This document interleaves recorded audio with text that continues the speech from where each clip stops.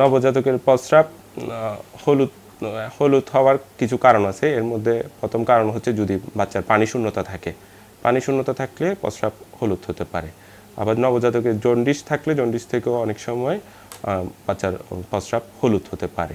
তো পানি শূন্যতা থাকলে পানি শূন্যতা যেই কারণে সেটা আমাকে অ্যাড্রেস করতে হবে, যে বাচ্চার পাতলা পায়খানা হচ্ছে কিনা অথবা বুকের দুধ ঠিকমতো পাচ্ছে কিনা। যে বুকের দুধ ঠিকমতো না পাইলে বুকের দুধ খাওয়ানোটা এনশিওর করতে হবে। পাতলা পায়খানা হলে পাতলা পায়খানার চিকিৎসা নিতে হবে। আর জন্ডিস থেকে অনেক সময় প্রস্রাব হলুদ হয়। এই ক্ষেত্রে খেয়াল করতে হবে যে বাচ্চার শরীরের কতটুকু পর্যন্ত আসলে হলুদ দেখা যাচ্ছে।